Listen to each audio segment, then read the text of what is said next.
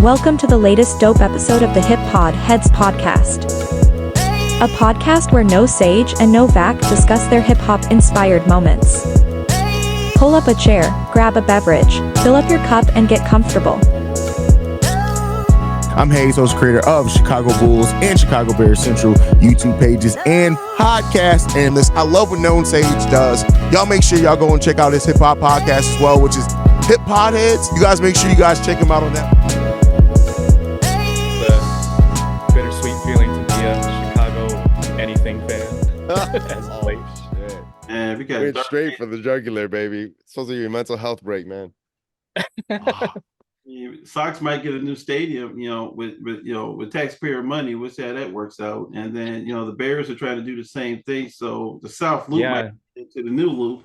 So, I literally just saw a post about that with the new stadium on the lakefront instead of going to the burbs for the Bears. Like a glass, weather dome stadium.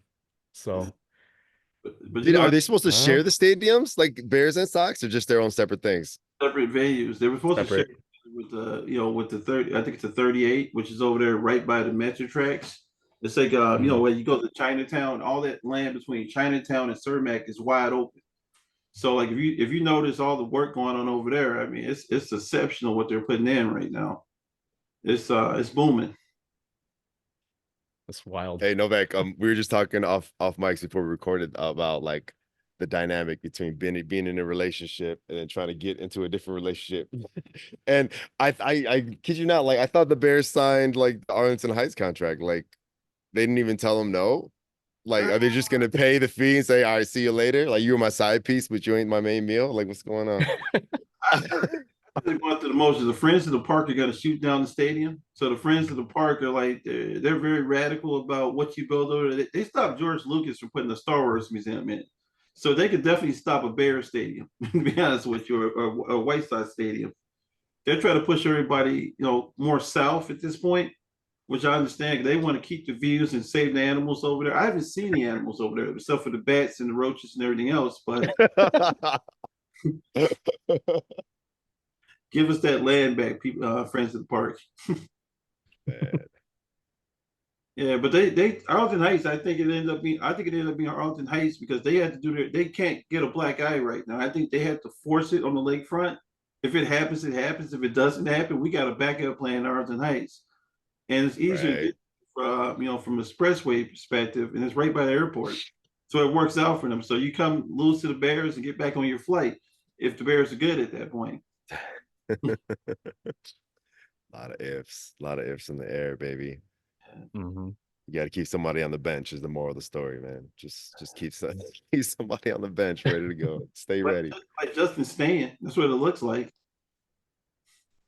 Never let them know your next move. We really never know what's going to happen with any of our teams whatsoever. Don't even talk about the Bulls. Jesus Christ. Oh my God, dude. Hey, I mean, Lonzo Ball. Hey, That's some good news. I don't know what's going to happen with that, but that made me shed an internal tear. He got approved. For was it contact practice or something along those lines? Yeah. Mm-hmm.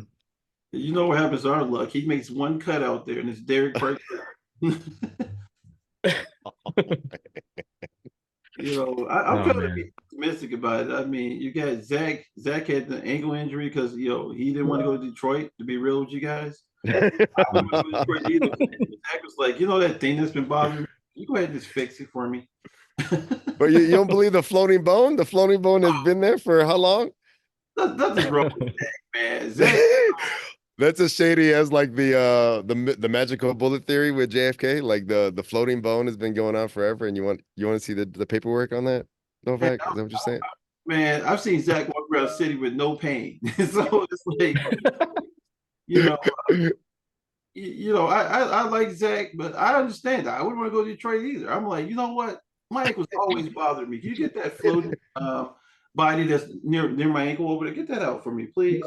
You say make it 6 months. Go ahead and get everything out. Take a deeper look in there while you're in there. So that's what you're in there. Give me a bionic delay. Want to go to Detroit? The value. But him and Zoe were all suited up on the bench at the Clippers game, ready to hang out in Cali, right? You know what I They mean? were all smiles. You see the happiness on that bench. That was 40 million pounds of joy going on. Everybody was rich. Man, So, I totally understand it. Like my take on it is ride it as long as you can at this point because you're going to get away with it. Let's just go ahead and ride the wave. Like mm, we ain't winning no championship anytime soon. We will be a 9th or 10th seed. I hate this new play-in tournament crap. It's not real. 8 teams go to the playoffs, not 10, 8. We're not going to play in for it. We don't need no in-season tournament. What is this? I mean, women's basketball is more exciting than men's basketball right now. That's all I got to say.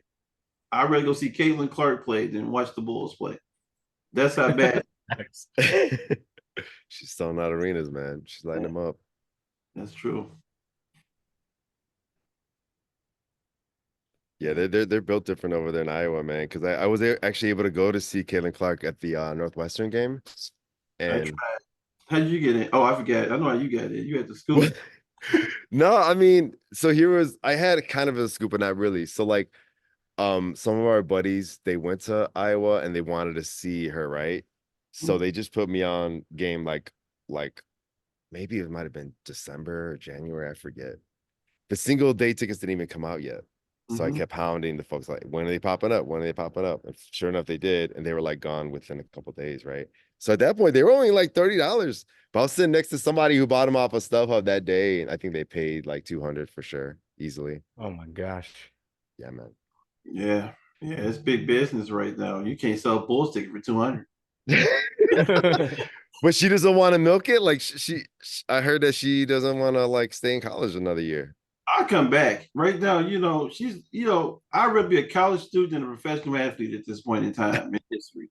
You get paid to go to school? Well, sign me up. That's it.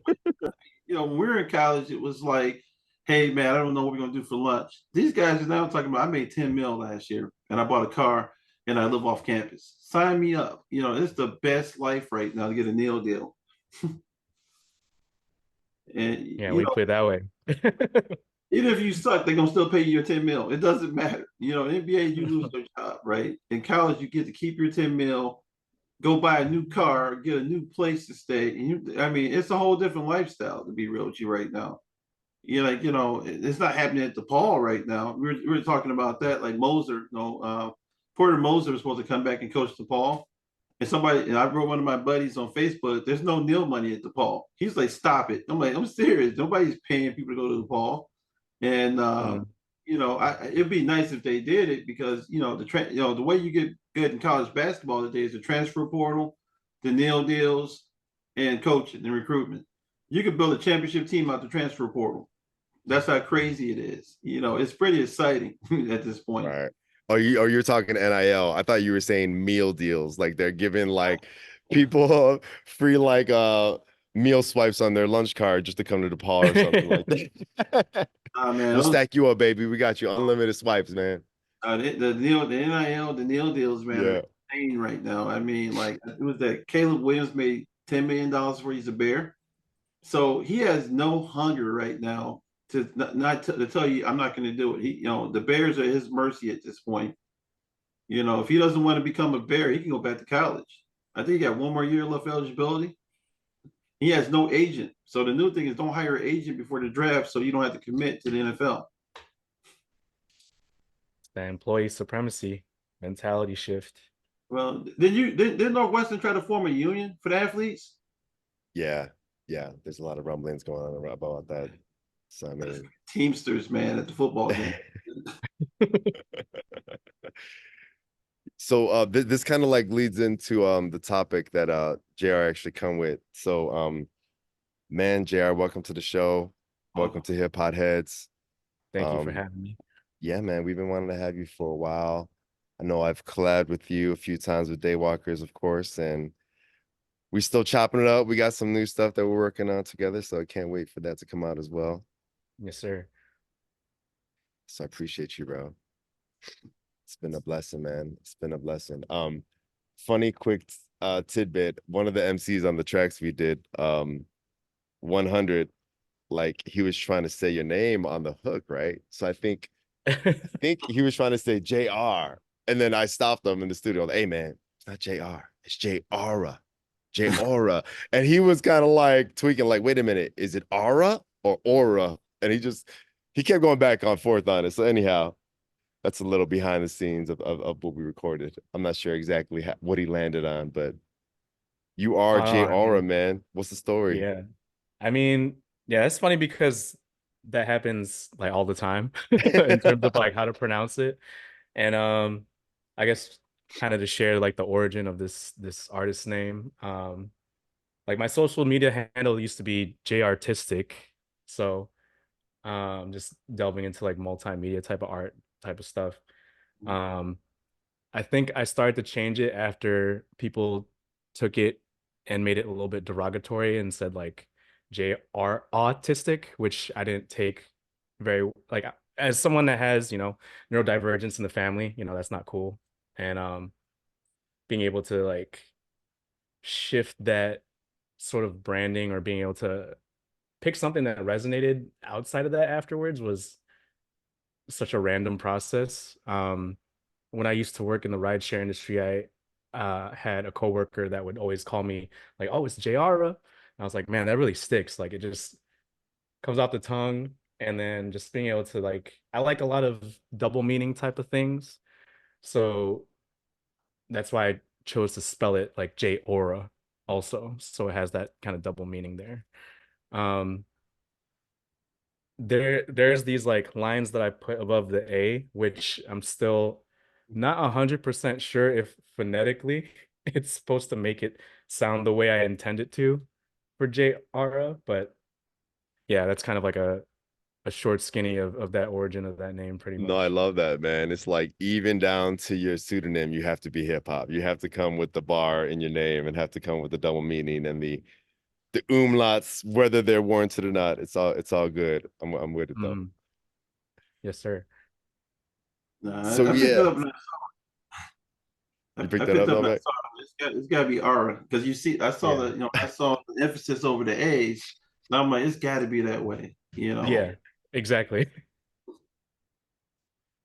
So I love it, man. So like the topic you posed, bro, to kind of go back to the money making cats, you know what I mean? It's like it's obviously art and commerce always colliding, but to give it the hip hop spin, right? I mean, you were basically telling me like you felt the landscape in music and streaming has been, nowadays changing, right? With all the tech advancing and trying to balance being an artist and, work that to your full time. Like there's so much to say on that topic. Like even Ye like ranting, what Ye rant is nothing special, but he was just basically saying streaming is piracy. You know what I mean? Mhm. So it's kind of like what is your take on like the convergence of it all?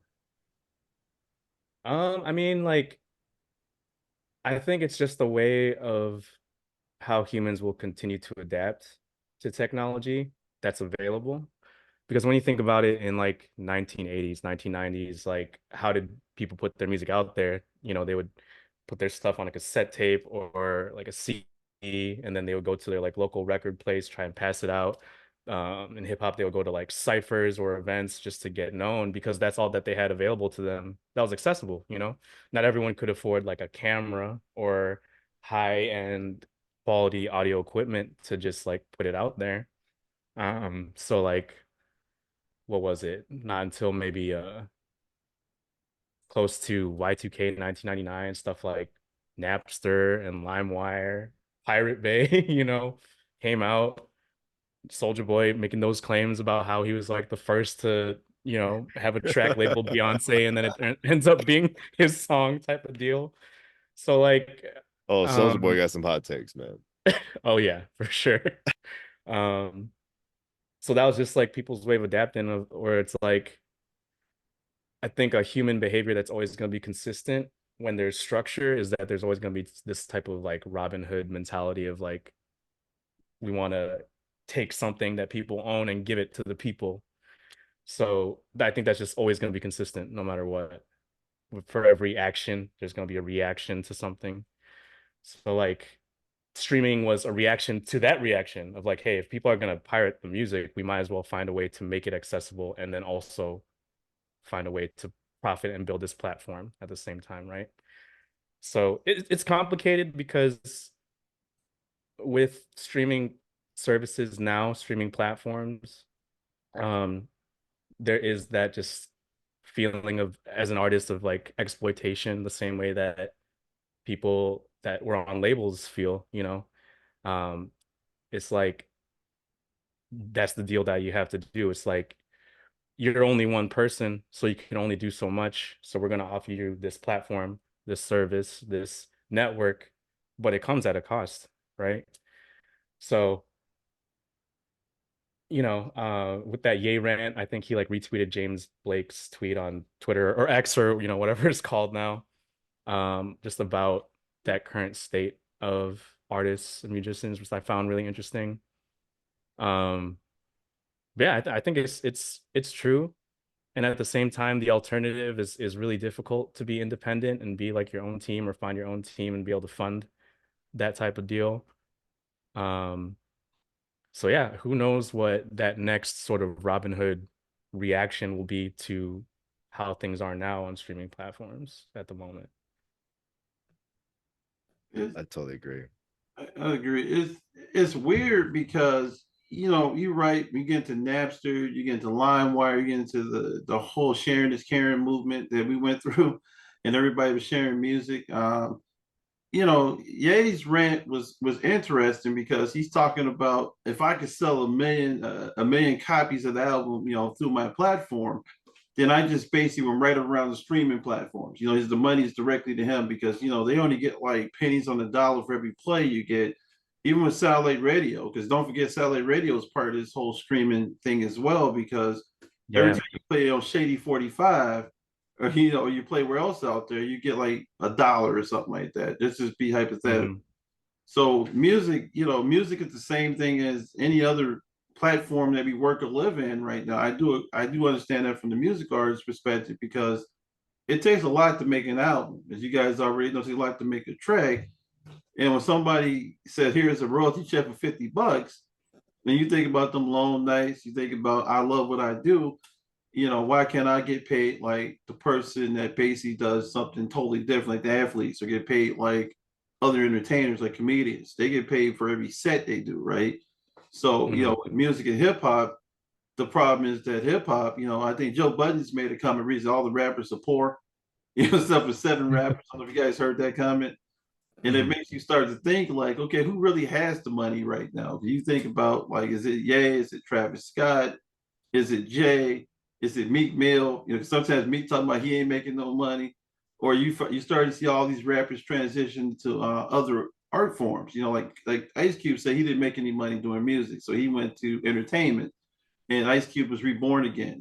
His career was stalled out for a little bit after those albums. But I think that the thing is, I do like the healthy idea of creating a platform you can share your media and get paid. Even you think about Dave. Dave created his own lane that's different than everybody else's lane and getting paid off that lane.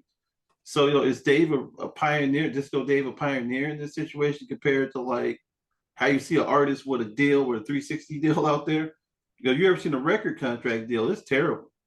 If you sign that deal, you really need some money, because they give it to you all up front, what they're going to give you, and the rest of it, they live off your family for a lifetime at that point. Yeah, I mean, y'all are invoking so many thoughts because, like, with the Ye rants, I obviously am remembering obviously the stem player that he had for the Donda album, and he tried to make that a Yeah. revolution, and it didn't really stick, but I totally got what he's going for, and him just being a controversial artist, it's kind of hard to kind of be on board as a collective on what he's doing, but even with his big brother Jay, like I think Jay-Z was trying to like make Tidal a thing for a while, right? Like Novak, you even felt like the audio quality on Tidal was superior, but like, Incredible. is that even a platform service anymore, right? Uh, it's out there, but it ain't got Uh-huh. the force it had when it first dropped. Because Title was doing lossless audio, doing those FLAC tracks, Yeah. and now you're doing Atmos tracks. So audio keeps evolving how good it sounds. Right, you could be a terrible artist and have a great sound.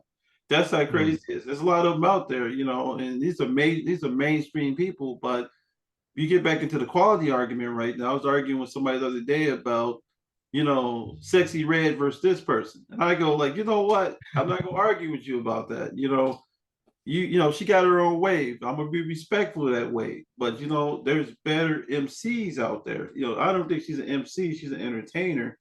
And a lot of times people get that kind of cross and they get upset and they start talking about you don't like the women's movement right now. I'm like, I didn't say anything about the women's movement. I'm talking about quality.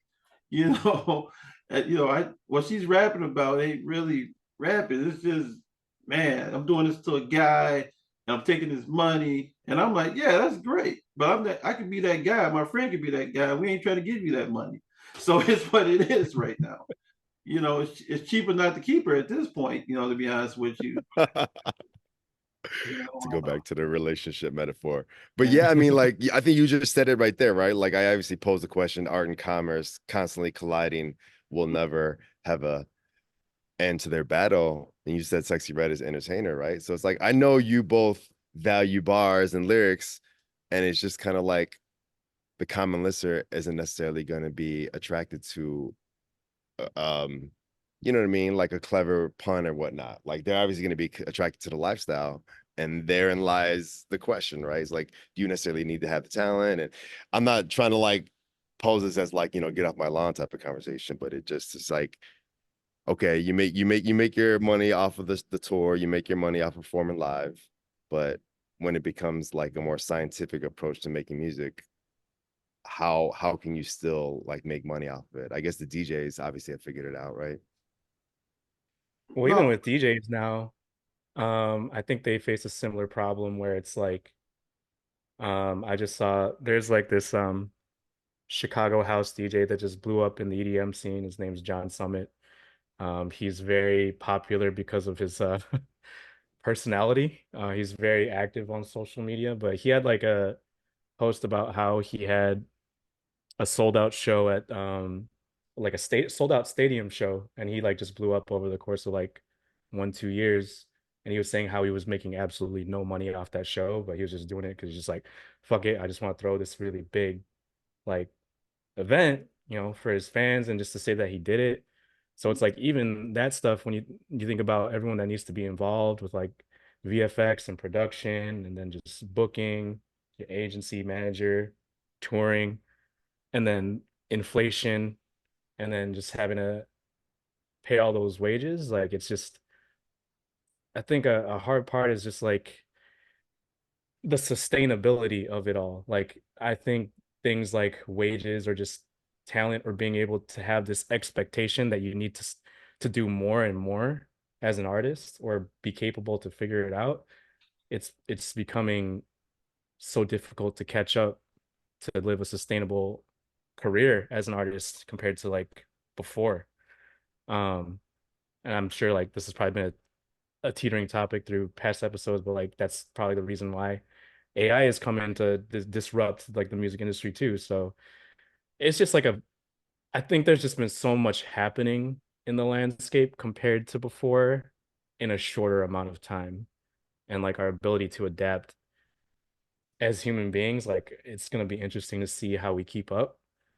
But yeah, it's tough. It's like you mentioned, like it's not enough just to be a musical artist that's only talented in one lane anymore, because there's so many examples of people that are able to um, be like a jack of all trades. Like, what's that? How's the quote go? It's like the full quote is like, "A jack of all trades is a master of none, but yeah. oftentimes better than a master of one." So it's like, you Dropping know, bars, dropping gems, man. It's a profound bar when you think about it. I mean, it's almost like when you throw finances into what you enjoy doing, it gets very category type. You know what I mean? Because you know the thing is, you could be an HR person, you could be an IT person, and you start looking at, especially if you run a company. Running a company is the same as running a label. You know, running a label artist. You know, everybody wants to eat, right? And then you hmm start looking at the bigger picture and you go, how do I get everybody paid the same? Like when I work with startup companies, they all pay each other the same amount of money, so there's no discrepancy, right? So if we got $1 million budget or $2 million budget, we're gonna pay each other $120,000 each a year, and we're gonna be great, and we're gonna scale that thing up as we grow the business out.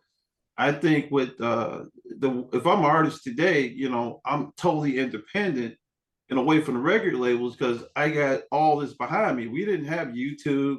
You didn't have the ability to deliver your music and your message everywhere. We can chat. We can do podcasts. You could be, it's like back in the day they sold it out the trunk of a car, right? The difference now, the trunk of the car is the internet. So we could literally open up the trunk of our podcast, play your music, talk about your music, promote your music, create your own clothing brand because we got friends and people that we deal with got their own clothing label. So you start laughing, you go, like Kanye is like this explosion of everything that we try to do. He's put it all together in one room. It's kind of creepy because you got the guy making the hoodies, you got the guy selling the socks, you got somebody with records out there. He's put it all together in one room and he's making money that way.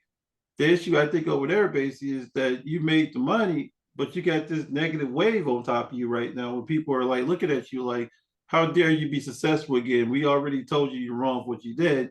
So he has to pay a toll, another toll at some point, or to get to where he wants to go. But a new artist today, if you do the opposite of what he did, or do the opposite of what we thought was right, you'll be more successful doing the right thing at this point. You can make a lot of money without even trying because the blueprint's already there right now. Right.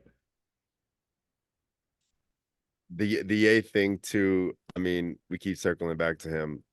I was kind of astonished that he hasn't come up with I don't know if a statement or a take on like selling your music, right? Because obviously growing up, we obviously knew like owning your masters were like the holy grail, right? But now there's so many artists that are kind of selling their catalogs left and right because they want that money up front. So it's like, what's the deal there? It's like, why wait for the slow roll when you can get, the lump sum right up front?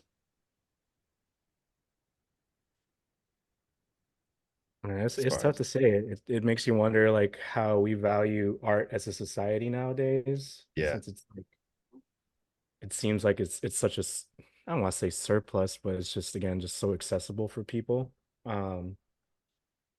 It's funny because one of my other friends that was doing a podcast just shared like a bit from that podcast about another quote of how like once you put your art out there, it's no longer yours.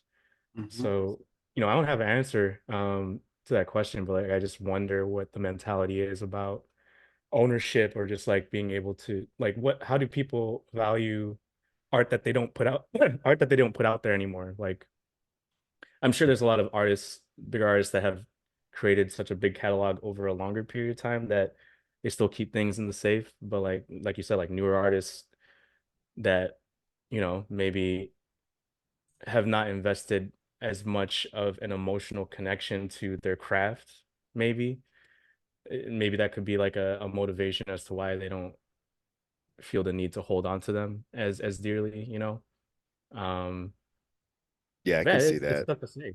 I can see that. I was also curious too, like Novak, when you're talking about Dave, were you did that mean Dave Chappelle? Were you talking about him? I'm talking about Video Dave. Oh my man, yeah, because our homie Video Dave obviously is has a vinyl and he's kind of like working the art scene and he's definitely promoting his albums in different ways for sure. Yeah, Dave's on a different wave, and you study people and you watch how they move and everything. It's like like evolution. You think in terms of like how people look at business and everything. Like I follow him, I watch what he's been up to, and like I'm like, okay, so he's designing his own stuff. He's creating his own album covers. He's making music. So he's doing, it's almost like, back in the day when actors had to sing, dance, had to be able to sing, dance, and everything else and write music. Or you think about like a Fred Astaire or somebody from like the golden age, they like to call it. These people all can sing and dance and they can act. So, they all they had like the triple threat, right? So now, being an artist right now, you almost have to have the triple threat. If you look at Donald Glover and you look at these other talents right now, where Donald Glover, he's a comedian, he's an actor, he is he's a musician, and all these different personalities go into play, and it kind of creates more revenue streams. And he's controlling his own destiny right now because people are looking for people that are multi-talented to do this work. But I think a lot of artists sell their music today because they signed a bad record deal to start with. Look at Future. Future just sold his whole catalog. Future's been around for a while. He just dumped like all his music and got millions, right? I think honestly, they want the quick hit fast. They also think that their music is not going to be as strong longevity wise as music like from the PE Element. Public. Think about Public Enemy today. Their music is still being played today. There's going to be a lot of artists that we listen to right now that are not going to be relevant in 10 years. So I think that a lot of them figure, let me get the money now where I'm hot. Ratchet hip hop might, trap music might not work in 10 years. But hip hop always lives, So somebody's still buying KRS One and De La Soul albums. Think about that. Nobody's out there still buying like certain albums that we heard during that time period because musically our taste changed. People are buying Soldier Boy's game device, his handheld device that was going to change the gaming industry. Did y'all remember that? It was supposed to emulate like all of Nintendo games or something like that, and somehow escape not being litigated. Or it disappeared. He got a cease and desist, probably. No, that's dope. I mean, like, yeah, JR, like, Video Dave definitely is my homie that I went to high school and college with, and he's in the music scene. He has a dope album, Articulated Textiles. But the one triple threat thing he's been doing, and I forgot to share this with you, like the last Dancing with the Stars that happened, Jason Mraz was wearing one of his hats. So Video Dave's thing is he kind of like stitches hats where it almost looks like it's a patchwork, but he does dope stuff. Like sometimes just like a pattern, but sometimes he'll do things like it'll look like a De La Soul cover or like a Ninja Turtle scene or like it's nice. So like he's definitely been on his IG promoting that type of thing. I think even like the same aesthetic covers like light bulbs or even like it's like full on masks too. But yeah, Novak, I was bringing up Dave Chappelle because he was trying to put his podcast on Tyler Kweli's like platform, right? And actually, I don't think it's either of their platforms. I think it's just Luminary, right? So they agreed to do it. Right. But when the second Black Star album finally dropped, it was exclusively on there. So I finally was able to listen to it. But I kid you not, I think I went try to go back this year and the album's not there anymore. So like I also feel like Yasin Bey, aka Mostep, is also the enigma of what JR is talking about here. It's like the artist that wants to kind of move at their own pace. People are still checking for them, but they're not approaching art as a commodity. And he obviously got the idea of why it should have been on Luminary. I mean, truth be told, it probably was Telly just whispering him in his ear, like, come on, man, let's just do this already, And then finally it's done. And then when it was there, it was like, all right, it's not making it up. Let's just move it off. So anyway. But that's an interesting problem right now. So it's digital, right? And you don't have a physical copy of it. And somebody decides to take it down, it disappears. So like you look at movies today, right? Look at Disney Plus. Look at what Disney's doing to movies and everything, right? So that movie you like, your kid likes to watch, is there like for a limited time, right? And it disappears. And then the physical copy that's floating out there is worth 8x. Dogma. Dogma right now goes for like $150. It's not on any streaming platform. And people are paying that money for a movie that's not on any streaming platform. So when Kevin decides to drop that movie again, on streaming platform, he's going to make $1 gazillion because he's the only one that has the copies of it. He owns the digital rights to Dogma. So it's nuts when you think about it. I mean, I would want to do that as an artist where I'm going to control how long it's going to be on Apple Music. I went on Apple Music for 6 months and then I'm going to take it away. And then, what went down with De La Soul and Tommy Boy, same thing. Now think about it. It took us what, 20 years to see De La Soul on a streaming platform, and now it's one of the hottest streams out there. 3 Foot High and Rising is constantly in rotation, and it was lost music. The vinyl was going for like $150, $200, man. The price did this when they put it on Apple Music. It went down. It's still at $50, $60. That's what vinyl goes about that price, but it was 3x at one point. So we live in a hype beast world right now. On shoes, clothing. There's not enough that goes around right now. It's kind of scary. We used to walk in the store and buy stuff. It doesn't work like that anymore. You gotta know somebody to know somebody to get a pair of shoes or get a vinyl. That's And terrible. get laughed at like trying to get a reservation at a high class restaurant. Oh, you wanted that? Yeah. Walk your ass back out of here. You meet a kid from Northbrook with a book with a backpack who shows up in the parking lot and goes, "I need 600." That's the new world.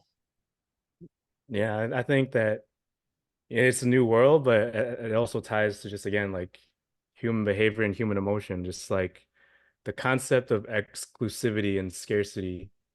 It gives you a nostalgia, it makes you feel some type of way. And no matter how much like the actual value is to make something like that, the price that people put on how it makes someone feel is almost can be almost infinite. I don't know why, but like when you were giving that example, I was just thinking of like a sillier analogy of like Taco Bell and how Taco Bell will like rotate items, and then every time they come up with something new, they'll be like, bring back X item. Like, what happened to this one? It was so good. Why did you take it out for no reason? And it's kind of like a similar concept. Like they know it was successful. They know it was good and how people reacted to it.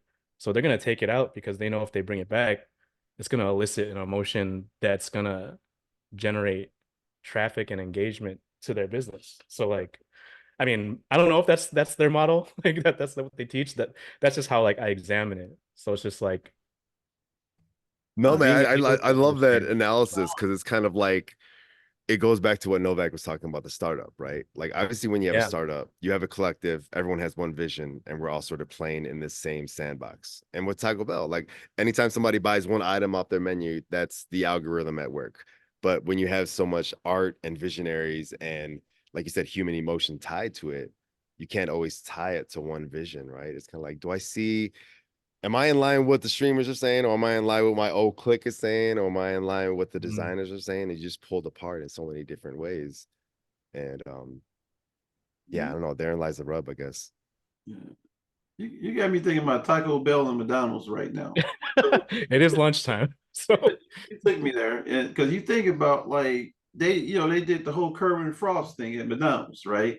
They sold designer chicken nuggets for like 6 weeks, and I saw grown men buy Happy Meals to get the toy. They turned it into an adult Happy Meal. So you're at the window and you see a grown man pull up, give me that Kerwin Frost meal with a Coke. And I'm like, that's a kid's toy in the box. But that kid's toy got value, just like you look behind me at the Travis Scott toy. Travis Scott is like the other McDonald's guy because their guys. You ever pull up and see him with the Travis Scott shirt on at McDonald's, the hoodie with the upside down arch? The first time I saw it, I smiled and go, "Damn, we had took over McDonald's." The coach, our coach is taking over McDonald's right now. Now they're doing anime. yep. They're doing anime nuggets boxes and chicken nugget deals and different flavors of sauce based on anime. Like chili sauce. I don't know what chili sauce has to do with Akira, the movie, but they're selling it right now. So I do think that they hide things and they bring it back. Nike invented this retro movement, to be honest with you. Mm-hmm. Something we grew up with that you remember back in the day, if a different color of a shoe came out, we stopped wearing the shoes because they're not the new ones. Now the day is, I need all the colors. I need every color they got. I don't care what it looked like. Give them to me for 180. They used to be 109 back in the day. So it's crazy. Maybe the wave with music, to tie it back into music, is maybe as musicians start thinking about exclusivity again. Because Kanye's on to something. The catch is, how do you build a package that everybody wants this thing? Because it's all hype beast now. If you, Jay, if JR, if you took your background and put a vinyl in it right now and add a hoodie to it, you can sell that $200. Everybody would line up and buy it and wear it. You'll be trending in Chicago. Your hoodie will be everywhere by like nightfall. And I think about this type of stuff. You only need one good wave in order to do what you want to do at this point. Totally. I mean, like, I guess adding this tangible aspect to music is something that artists probably struggle with at the moment with all the digital like overload. Um, some of those other like I'm curious to hear your thoughts on just like some other things that the James Blake X tweet was talking about how like there's this perception that music is free to people, um, and that like in order to get more quality music, someone's got to pay. Um, and then I'm just seeing like one thing that I like see a lot now on like TikTok, is the way that people have to promote themselves as like independent musicians. So like someone brought up this point of like, yeah, there's this same trending song and it's only one segment of a song the entire time. And that's like the most tangible piece of the audio that people will be most familiar with to want to go see an artist live. And then they'll like, people were talking about situations where they'll only pull up to the show and they'll know that like one part, and then they play the rest of the music and they're not really vibing as with the same level of energy. It's like it's just wild that that's the type of game that has to be adapted to at the moment, because the attention span that you're having to compete with, I see like social media gurus share all these different techniques just to get people hooked in, just for someone to watch your video for more than 5 seconds. Like, I don't know, I'm just curious to hear like what's your take on this direction of just like having to use these different new strategies to get people's attention to even care, even before you can sustain like your artistry. Yeah, man, it's a never-ending battle. It's an enigma. Like when you were joking about, you and Novak were joking about the LimeWire days, like when me and Novak were in college, I vividly remember like downloading so much of that unauthorized Eminem content, that Eminem like freestyles of whatever, that just made me like an instant fan, right? And then later on, I was able to buy his CDs, and now my son's buying his vinyls. You know what I'm saying? So it's like, there, we've given back, we paid the piper. But it's like, if I didn't have that experience of the Robin Hood mentality, as you put it, JR, like, wow, like I actually got the insider perspective on some of his dope shit, like back in the day. Like, I don't know if I would have appreciated the fandom.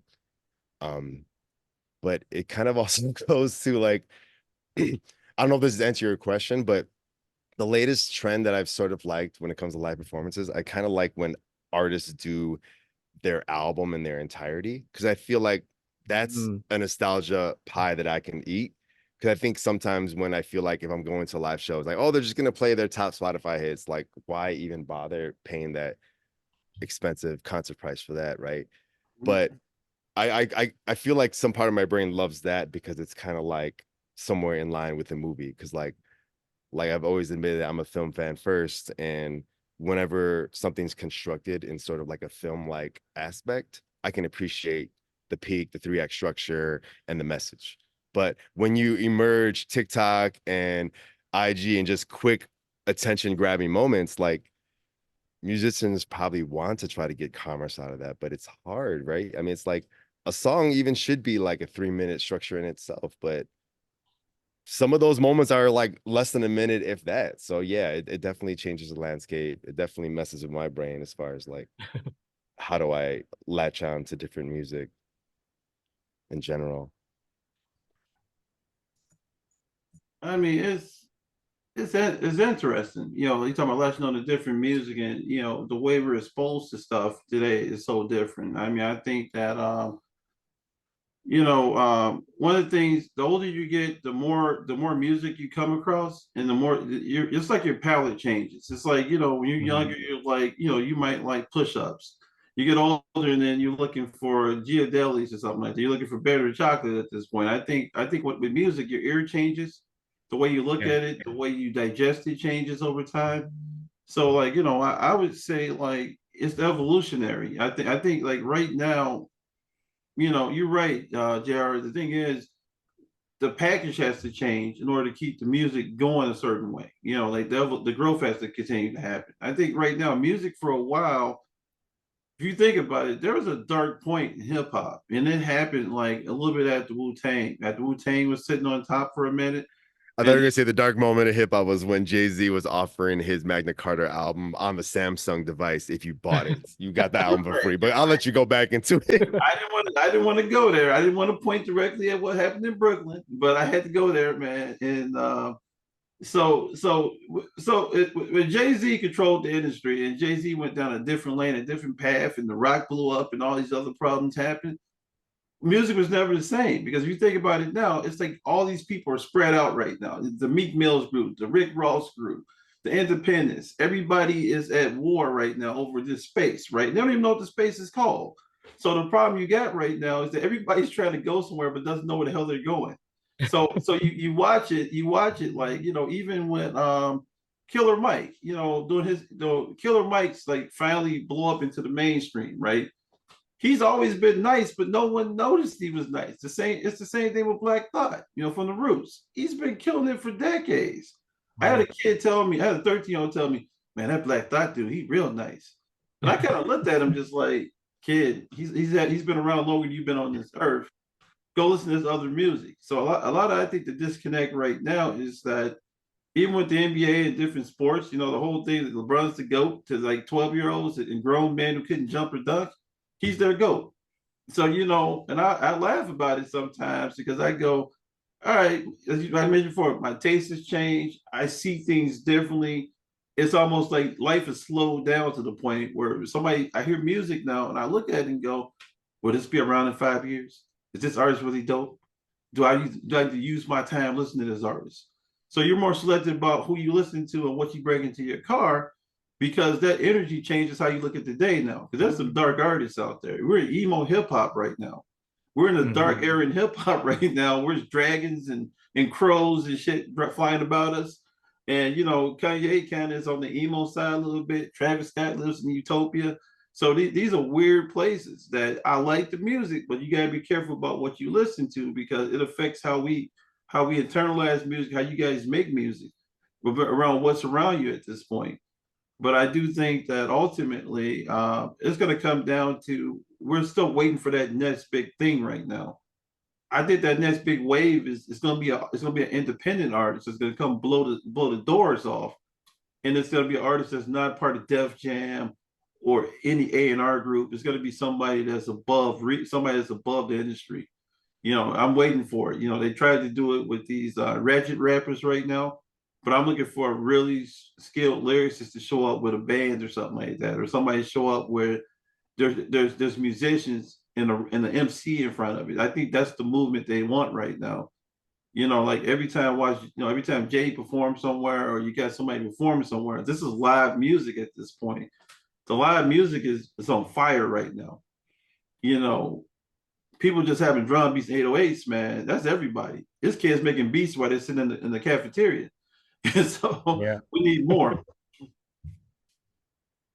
I like the parallels that you were sharing about just like NBA again, because it just reminded me of just this seeing there so many parallels of like the evolution of hip hop and like sports. And then like I think a thing that often comes as like an argument or like a question is just like, why is this X generation so soft or so different or whatever? And like I remember someone shared with me just like a psychological perspective of it is that one of our innate emotions of fight or flight changes as the environment changes for the next generation. So like we wonder why, for example, LeBron came to compared to MJ. Like LeBron doesn't have that same killer instinct as LeBron, but LeBron is considered this generation's GOAT, not for his killer instinct, which was, I would say, a result of his fight or flight, the environment he was put in. But with LeBron, it's like his GOAT level status is a lot about his choice of longevity and like choosing that lane as like, this is how I'm going to be great. And I think that's what a lot of people are realizing in like the music industry too, because it's like, these rappers are rapping about different things or like they seem so soft because the environment they were exposed in wasn't the same experience as rappers from other generations. And that was the whole point of hip hop, is to not have them be in these environments. So it's like, in a way, it's like this weird tug of war of like it's advancing, but at the same time it's just not the same as before. So it's good to see that even just older rappers like Killer Mike are still finding a way to like push for relevancy and push for the longevity of the art like LeBron is. So it's just good to see that like people that have been in the industry for long aren't giving up in terms of trying to find a way to keep the foundation of hip hop and how it started like alive. And No Sage, I know that you were talking about just like and Novak, just the evolution of tastes. It makes me hopeful too for like our kids or the next generation that like sure, maybe they're just used to seeing and hearing 15-second bits of a song to start to like an artist as like the entryway. But like there's hope that they're gonna understand that there's levels to this shit and that they're gonna want to experience more exclusive experiences. Like you mentioned the whole performing an album thing. That's something that I noticed too. I was like, oh man, Lupe Fiasco performing The Cool, and he's just gonna do that whole album. Like, when has he ever done that? Going back to exclusivity, when will he ever do that again? So I guess the more things change, the more things stay the same, I guess, in a way. It's interesting. Yeah, I love that you both invoked Killer Mike too, because he, I'm not sure if y'all remember this, obviously, besides doing Run the Jewels and, just been constantly working in music, he changed his name for a bit because he thought his stage name was too like standoffish or he couldn't book gigs or whatever. So his MC name at one point was Mike Bigga. So he literally started off as Killer Mike. He did his shit with Outkast, Whole World, whatever. Outkast folded. And he's like, damn. He changed the Mike Bigger. And then he came back to Killer Mike. So when you talk about the stuff that things change, things remain the same. It's like, yeah, everything's cyclical, everything's evolutionary. Killer Mike is definitely in his Pokemon evolution right now. I'm not sure what he's evolved to. Maybe he's in Raichu stage at this point. But yeah, man, I mean, it is kind of dope to see that, cats can appreciate the taste along the way. Novak, like you were saying, it could be kind of like what you're in the mood for. But as you evolve as a person, you would hope sometimes these artists are, willing to take you on their journey and not just, pull you aside just for commerce sake.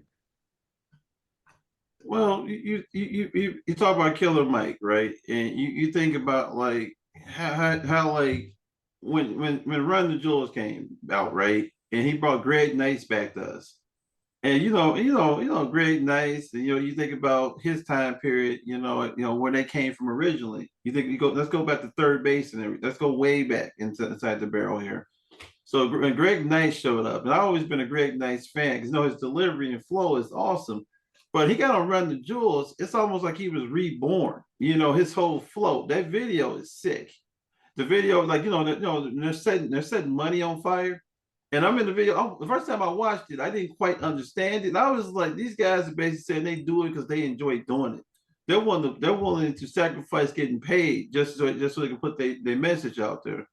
And I think with Killer Mike, those moments like Run the Jewels got him ready to be the winner, the winning out, ultimately getting that Grammy.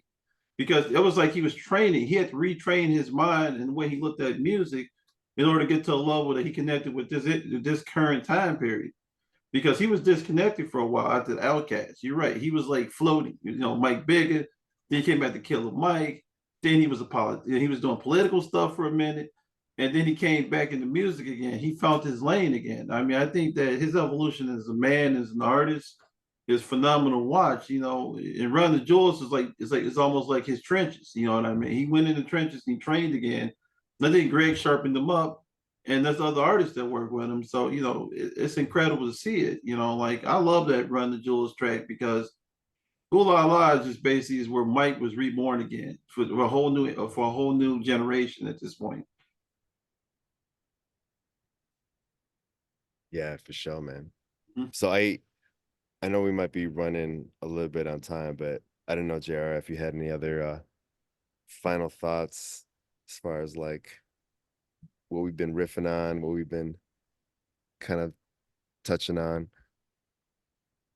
Um, I think just like going off that imagery of that music video, just burning the money. A conversation I had Yeah, with him recently was just like the word amateur and how the origins of amateur in Latin is like for the love of something. And I know this was like another topic I shared that we didn't get to go as much into, but maybe another time, just like yes, balancing sir. artistry with our professional career right now. And how there was another thing that I was learning about how there's just people out there that love and share, like whether it's an art form or a skill set, and they'll do it for free. outside of like they take the time outside of what they do professionally to do that kind of stuff because they love it. It's for the love of it, you know. It's an amateur type thing, you know. It doesn't have to be professional. So it's refreshing that like that type of imagery and that type of messaging, even if it's low key, if it may not be as apparent to like on the surface level, like reminds us that the value of art is always going to be a staple in society and in human life. Um, this no matter what type of monetary value or um, platform type thing is being portrays music or art. So yeah, I would say just art is a valuable thing that I hope will continue to be remembered as something that people love and not something to be exploited, and that we can continue to have conversations like this with everybody, because they say that, like, you know, music is universal language, and I think that's true. I think that music evokes emotions, which is equally a universal language. It doesn't matter what language you speak, everybody feels. So those are my closing thoughts. Again, thank you for having me.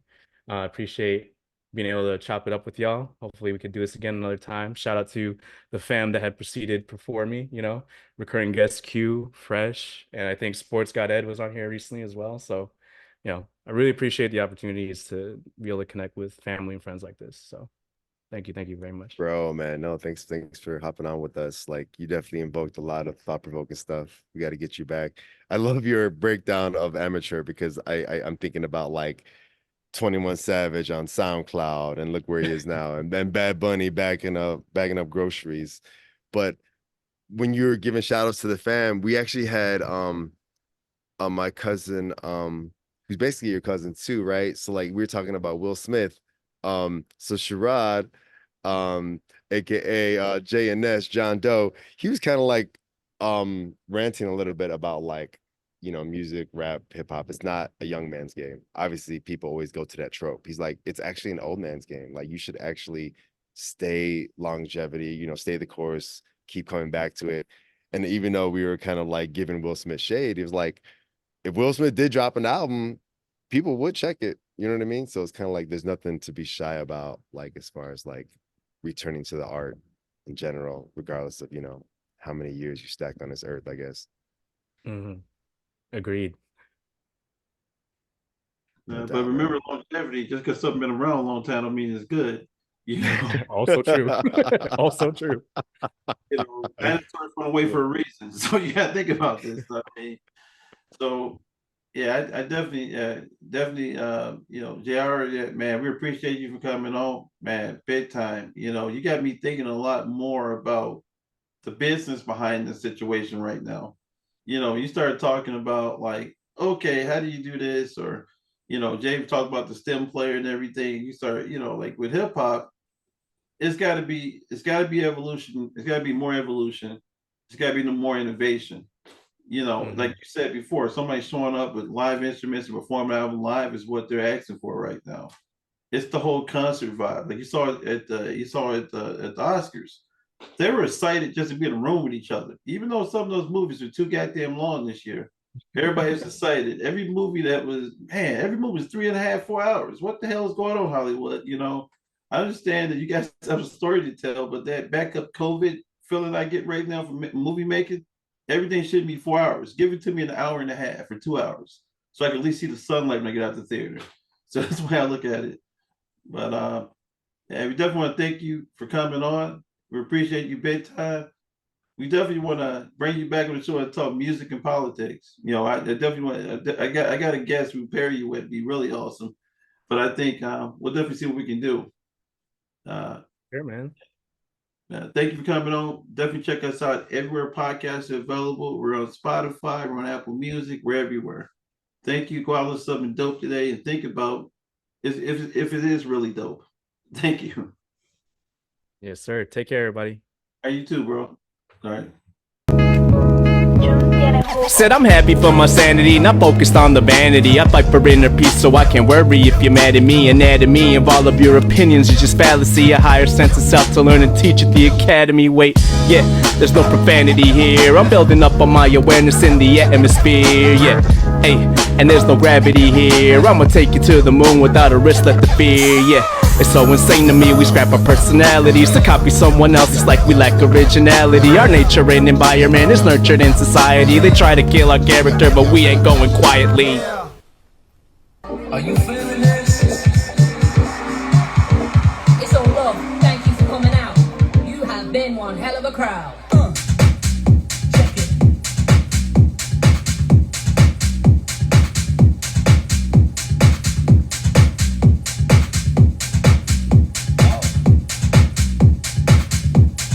Yo, hey.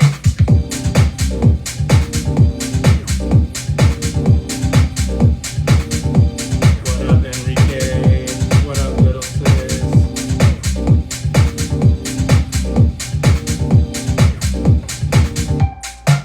We are testing some new 2024 crates. Thank you for listening to the HipPodHedz podcast. A podcast where no Vac and no Sage discuss their hip-hop inspired moments. Share, like, subs, comment to the show on YouTube and Spotify. Go out and listen to something dope today.